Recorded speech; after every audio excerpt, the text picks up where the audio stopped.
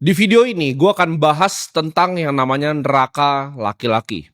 Apa itu neraka dari seorang laki-laki? Di dunia zaman sekarang ya banyak banget laki-laki itu hidup, gue sebutnya di neraka laki-laki ini, di mana mereka nggak dihargai sama keluarga sendiri, punya istri nggak dihargai sama istri, punya pacar pun nggak dihargain sama pacarnya, dianggap sebelah mata, ya dipandang sebelah mata, nggak dilihat sebagai manusia. Bahkan sama orang tua dari istrinya, laki-laki itu banyak yang diinjak-injak. Dan mereka tidak apa-apa untuk diinjak-injak. Ini yang gue sebut dengan neraka laki-laki. Diremehkan sama temen, gak dianggap sama keluarga besar. Keluarga lu pun gak dianggap sama keluarga besar.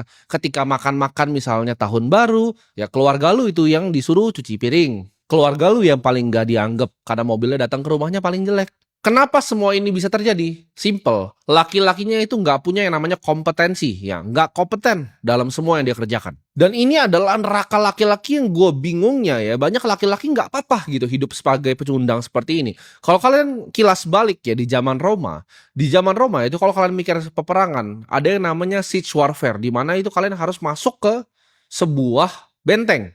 Kalian mau serang sebuah kastil, itu ada bentengnya, lo harus naik, ya. Gimana cara naiknya? Ya pakai tangga zaman itu. Nah lu akan pikir sekarang pecundang-pecundang seperti lu, kok ada yang mau ya yang naik pertama? Itu kan yang lu pikirin kan? Karena yang naik pertama itu kemungkinan matinya itu besar sekali. Nyatanya pasukan Roma itu rebutan justru untuk yang naik pertama. Kenapa? Karena kalau lu naik pertama dan lu berhasil untuk menaklukkan kastilnya, lu akan mendapatkan kebanggaan khusus. Disebutnya pada zaman itu Roman Triumph ya. Jadi lu akan dapat gitu loh. Lu dapat honor gitu, kebanggaan terhadap diri lu sendiri, dapat pride gitu. Laki-laki zaman sekarang nggak ada dia begitunya. Ya, kalau ketika perang suruh naikin tangga dia kabur duluan, dia nggak berani. Jadi yang kemungkinan kepalanya ditebas pertama. Kalian bayangin dalam beberapa ribu tahun ya, cepat sekali berubahnya dari laki-laki yang seperti itu ke laki-laki yang seperti sekarang. Lu kalau nggak bisa nyelesain ya masalah yang ada di hidup lu hari ini, lu nggak akan dikasih kesempatan itu untuk punya masalah besok. Dan kalian yang mungkin duduk di sini ngerasa gue nggak pengen ada masalah di hidup gue. Itu laki-laki pecundang. Gue kasih tahu kalian di sini ya. Untuk sebagian besar dari laki-laki, hidup itu isinya hanya masalah ya. Masalah, peperangan itu setiap hari. Dan masalah itu nggak akan pernah henti ya. Itu ibarat setiap hari ada tantangan baru di hidup, ada masalah baru, ada kesulitan baru. Itu harus lu telan sebagai bagian dari hidup. Hidup ya selama 80 tahun nanti mungkin kalian hidup, kalau dikasih 80 tahun sama yang di atas, itu adalah peperangan tanpa henti. Setiap hari itu adalah peperangan. Untuk orang-orang seperti gue, setiap hari itu seperti gue datang untuk berperang. Ketika bahkan lu mungkin bingung apa maksudnya gue peperangan. Di saat titik sudah sangat cukup ya, berkecukupan seperti gue, hal terbaik yang gue bisa lakukan sekarang adalah bersiap untuk perang. Nah kalian mungkin bingung, karena mama gue juga bingung. Dia bingung, kalau lu udah punya semua duitnya, kalau lu gak bisa santai-santai aja? Enggak. Justru ketika gue dapat duit yang sangat banyak, di situ gue takut. Karena dengan duit yang sangat banyak, ada sangat banyak orang yang mau ngambil itu dari gue. Dunia ini hutan rimba, kompetisi, peperangan. Jadi setiap kali gue dapat banyak, gue tahu ini akan ada masalah yang datang, dan gue persiapkan diri gue untuk masalah yang akan datang. Dan gue gak kaget ketika masalah itu datang. Matahari itu akan terbit, dan matahari juga akan tenggelam. Suatu saat lu bisa senang-senang, besoknya lu bisa kena masalah yang luar biasa berat. Lu mungkin pikir sekarang, oh coba kalau gue hanya punya uang 10 miliar aja dikasih ke gue, masalah di hidup gue akan selesai. Enggak, masalah lu akan tambah berat. Tapi hidup ini akan kasih lu level masalah ya, di level lu. Jadi masalah yang lu dapetin ketika punya uang 100 juta itu berbeda. Ya kayak gue, masalah yang datang di hidup gue ketika gue cuma punya uang 100 juta itu gampang. Tapi bagi waktu itu 100 juta berat. 1 miliar masalahnya beda, 10 miliar beda masalahnya. 100 miliar beda masalahnya. 1 triliun itu levelnya naik terus masalahnya. Ya, tapi kita progres di hidup ya, gue anggap diri gue berperang dan gue nggak takut mati ibaratnya. Lu mau perangin gue, come and get me gitu.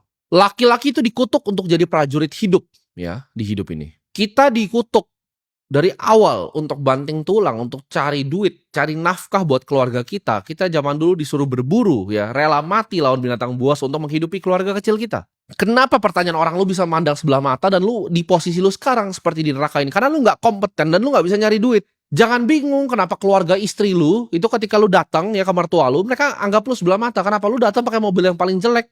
Atau kalau datang pakai motor gitu. Ya gimana nggak dipandang sebelah mata? Istri lu mau beli tas kagak bisa, rumah lu masih nyicil, ya istri lu mau interior rumah lu nggak mampu. Dia mau makan apa lu nggak bisa kasih. Terus lu bingung kenapa dia selingkuhin lu, tinggalin lu ke cowok yang lebih kaya. Karena lu nggak kompeten bos, lu pecundang. Lu sebagai laki-laki hidup itu udah gagal, udah masuk di yang gue sebut namanya neraka laki-laki ini. Gimana cara lu keluar? Ya jadi orang kaya. Sederhana ya. Coba sekarang ya, lu ngerasa lu gak dihormatin sama istri lu, coba naik Ferrari. Ya, lu naik Ferrari ke rumah mertua lu. Apa nggak disiapin itu semua makanan di situ? Apakah dia nggak sapu dulu rumahnya sebelum lu datang? Apa dia nggak begini tunduk sama lu? Tunduk lah. Itu cara dunia bekerja. Nggak suka begitu. Nggak suka orang lebih pandang orang yang lebih kaya. Ya lu contoh lah, lu ke hotel aja. Lu naik Avanza sama naik Ferrari lebih dipedulin siapa? Dunia memang begitu. Lu Avanza lu disuruh parkir jauh-jauh karena mobilnya jelek nggak mau dilihat di depan hotel. Kalau Ferrari, gua naik McLaren, gua naik Senna, itu di hotel, ditaruh di depan lobi kalau bisa mobilnya. Karena hotelnya bangga ada mobil seperti itu di hotelnya. Itu cara dunia bekerja. Nggak suka pindah, ya lu pindah hidup di bulan gitu. Lu bingung gitu, kenapa cewek lo kok bisa ya dia jahat banget sama gue cari cowok lain. Dia udah capek-capek make up, ya yang lu lakuin adalah lu naik motor. Dengan lu naik motor lu rusakin itu semua make upnya, matanya masuk debu, ya rambutnya rusak kena helm, dan lu bingung kenapa dia mau cowok yang punya mobil. Hujan-hujan kan sama lu, naik jas hujan, dan lu cuma nangis ketika ditinggalin lu buat cowok yang punya mobil. Ya jangan sakit hati, kerja, ya kerja. Kalian mungkin bingung kenapa ya pacar gue selalu berantemin gue di hidup gue ya. Selama gue punya pacar jarang sekali gue berantem, jarang banget ada yang mau berantemin gue gitu karena gue kompeten. Jarang sekali gitu berantem karena mau makan di mana. Enggak, mereka semua yang ikut gue mau makan di mana karena mereka tahu gue akan kasih makanan yang terbaik. Lu nggak usah mikir lah, nggak usah pasang otak lu jadi princess aja duduk di mobil gue, udah gue bawa lu gitu, selesai. Jadi nggak pernah ada berantemnya soal hal-hal kecil tuh, nggak ada berantemnya. Lu ngikut gue, lu nggak mau makan tempat gue ya lu makan sendiri di rumah, selesai. Lu nggak mau gue cari orang lain, sederhana. Gampang sekali gitu. Bedanya apa? Lu ketika lu bawa cewek lu dengan motor lu, ya kan, lu makan di mana ya? Kamu makan di mana sayang? Nggak tahu. Oh ya udah kita makan di McD ya. Kita makan di McD. Kalau gue udah siap semua gitu. Chef omakase-nya tahu gue siapa, security di depannya tahu gue siapa, parkiran gue pun ada parkiran gue sendiri di situ. Ya, kenapa? Money talks gitu. Lu akan masuk ke neraka laki-laki kalau cuma jadi pecundang di hidup lu. Ya orang tua lo aja mungkin gak bangga sama lu cuma jongkok di depan rumah pakai wifi tetangga main game. Di sini gue bilang ya, lu stop cari pembenaran gitu. Stop cari validasi sana sini lewat konten TikTok cowok-cowok miskin gitu. Oh split bill lo begini. Terus gue liat komennya, oh ada yang lumrah lo di luar negeri. Gak tahu ya Indonesia kenapa cewek standar TikTok. Memang sudah berubah zamannya. Lo kalau nggak mau cewek ekspektasi cowoknya kaya, lu jangan tinggal di planet bumi. Dari zaman dulu cowok yang paling berotot yang bisa berburu paling banyak itu paling banyak dapat cewek. Ceweknya banyak di goanya karena dia jago berburu. Zaman dulu juga sama. Raja itu bisa punya 1000 cewek. Sedangkan cowok-cowok yang gembel itu bisa nggak pernah punya cewek, nggak pernah punya pasangan sampai dia mati. Itu fakta dari zaman dulu seperti itu. Ya, cowok-cowok cuma dicambuk itu jadi budak itu biasa nggak dapet cewek sampai dia mati karena dia sampah di masyarakat. Orang-orang di Roma yang nggak ikut militer itu biasanya nggak punya cewek sampai dia mati. Hidup kayak pecundang di samping di tanah begitu hidupnya. Cari-cari makan dari pinggiran kayak kucing. Jadi jangan lo expect gitu loh. Oh ini ada standar cewek mau kaya. Memang semua cewek mau cowok yang kaya. Udah telan gitu ya. Ada yang coba cari validasi. Oh tapi kan di luar negeri itu biasa lumrah itu split bill. Iya bule miskin. Sama kan di negara kita ada orang miskin. Di luar juga ada orang bule yang miskin gitu loh. Orang yang bule yang miskin yang minta split bill. Coba lu ke billionaire deh. Hedge fund manager gitu, kerja di finance, suruh split bill, lu diketawain bos, karena mulut dia ngomong split bill, nih kayak gue nih ngomong split, misalnya harga makannya 1 juta, gue ngomong split bill, itu gue udah bikin 1 juta dalam gue ngomong sedetik split bill itu, daripada gue capek-capek ngomong, ya nambah berapa detik lagi itu prosesnya, gue bayar aja, karena itu nggak, waktu gue lebih mahal dari proses gue ngomong kata keluar dari mulut gue split bill, nggak paham kan kalian? Jadi jangan samain kayak standar-standar TikTok, terus ada cowok-cowok gitu ngomong, oh nggak apa-apa, ini nggak apa-apa, dia miskin naik Avanza, jangan dengerin, ya jangan dengerin. Lu juga harus telan, tapi kalau lu mau hidup yang berbeda, lu mau keluar dari neraka ini, lu harus lakuin yang laki-laki lain nggak lakukan. Lu harus siap perang, lu harus siap untuk telan masalah-masalah yang akan datang. Karena masalah-masalah itu gue janji akan datang ke lu. Menurut gue sih nggak ada yang lebih busuk kayak di dunia ini dibanding jadi laki-laki pecundang ya. Lu cuman bangun naik KRL itu lu dempet-dempetan, cari kopi hitam, terus lu dapat gaji dari bos lu, terus lu tidur. Hidupnya kayak autopilot. Lu tau gak ini mirip sama apa? Sama binatang di kebun binatang. Lu jangan gue ngomong gini kayak gue jahat sama lu. Enggak, ini gue sayang sama lu makanya gue ngomong. Ya, gue sama-samain lu sama binatang kenapa? Karena gue sayang sama lu. Mirip ya. Gue bilang tadi, lu bangun autopilot ke KRL, dempet-dempetan, minum kopi, ya, makan roti ke kantor, dapat gaji pulang lagi besok, ulang lagi besok. Emang nggak ada masalahnya bener hidupnya, tapi itu hidup paling sampah menurut gue. Hidup paling sampah adalah hidup yang rata, nggak ada kegembiraan di hidup lu, nggak ada rasanya. Bahkan ya, gue di saat ada masalah itu di saat gue ngerasa bener-bener gue hidup gitu loh. Lagi perang nih, seru nih menurut gue. Kalau hidup lu rata flat aja itu bagus gak usah hidup gitu. Lu jangan jadi kayak singa di kebun binatang. Nah singa di kebun binatang kenapa? Gak usah berburu ya. Makanan ada jamnya, dikasih secukupnya makanannya. Kerjanya cuma tidur, insting berburunya hilang, insting predator hilang.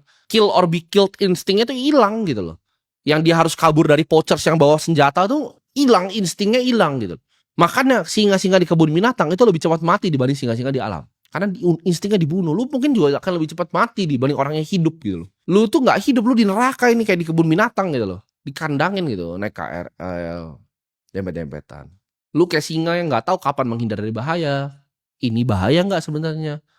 Makanya gimana cara carinya? Oh, dikasih gitu, dikasih. Suapin. Tapi secukupnya. Apa bedanya lu sama binatang di kebun binatang? Nggak ada bedanya. Gue tahu ya, lu yang nonton ini tuh manusia di dunia ini yang paling banyak alasannya. Gue bukan dilahirin di keluarga kaya, gue nggak bisa inilah itulah. Coba gue kasih gini. Gue bilang bahwa 2025 ini adalah tahun dimana hidup lu bisa berubah di Januari ini. Ya, kalau lu sungguh-sungguh dengerin apa yang gue ngomongin, hidup lu bisa berubah. Buang dulu semua. Alasan-alasan goblok di otak lu, buang dulu semua. Jangan nyalain ini ada kebijakan ini, jangan nyalain ya. Fokus di diri lu, dan gue bilang, lu dengerin omongan gue, 2025 hidup lu akan berubah. Coba gue kasih lo ya, gue tantang lo sama misalnya 100 orang yang nonton ini ya. Ada 100 orang nih, gue kasih skop. Cuman boleh pakai skop ini, lu gali lobang ke bawah. Yang lobangnya paling dalam 24 jam gue kasih 10 miliar. Lu yakin lu bisa menang game gue gak? Coba lu pikir. Ujung-ujungnya apa yang bisa begitu?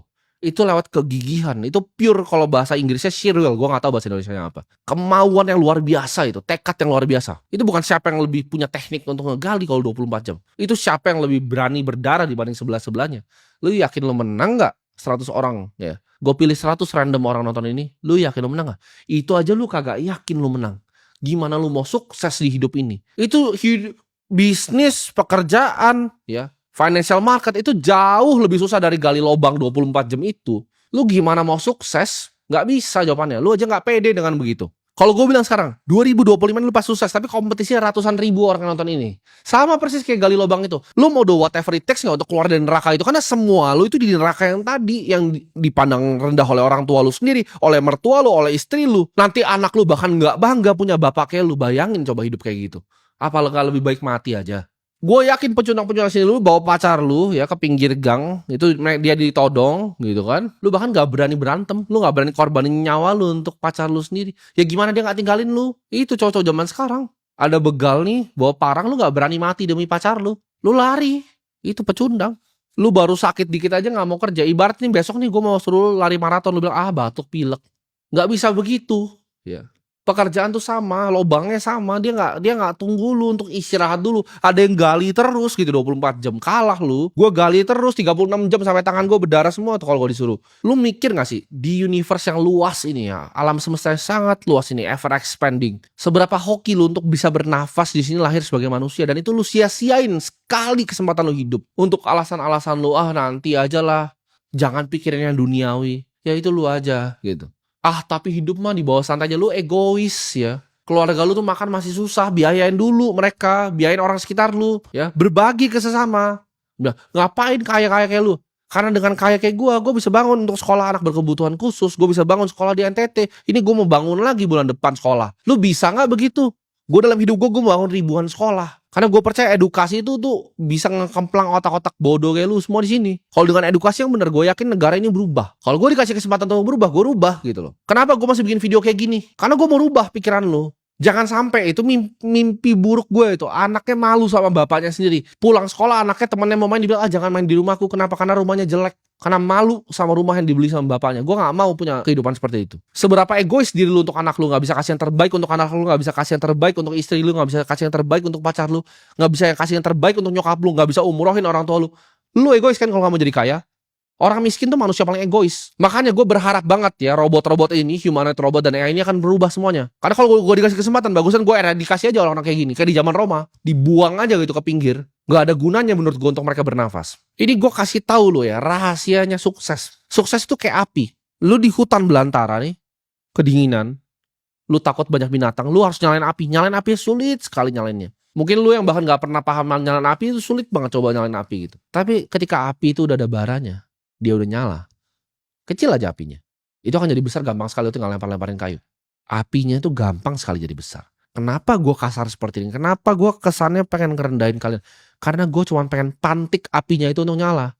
Ketika apinya itu nyala, gue yakin kalian semua yang nonton ini bisa sukses. Jadi gue ngomongin dari hati ke hati kalau kalian. Gue pengen pantik apinya buat nyala. Jadi jangan salah tangkap apa yang keluar dari mulut gue. Gue gak bermaksud jahat dan gue gak maksud jelekin kalian. Gue pengen pantik apinya untuk lu sadar lu hidup di neraka nih. Ayo kita keluar gitu. Fungsinya apa? Karena gue pengen kalian jadi penerus apa yang keluar dari mulut gue. Gue mungkin gak hidup selamanya, tapi kalian ini, video ini akan hidup selamanya. Ya, ini akan jadi legacy gue. Berapa ratus ribu orang yang nonton ini, yang setia nonton ini, hidupnya berubah semua dan jadi orang-orang hebat di negara ini. Dan bantu gue mungkin dalam misi gue untuk menyebarkan edukasi. Karena gue lebih baik ya, punya 100 ribu followers yang sangat kaya dibanding punya 50 juta followers orang miskin. Kayak artis-artis gitu, gak ada gunanya, sampah gitu. 100 ribu deh follow gue.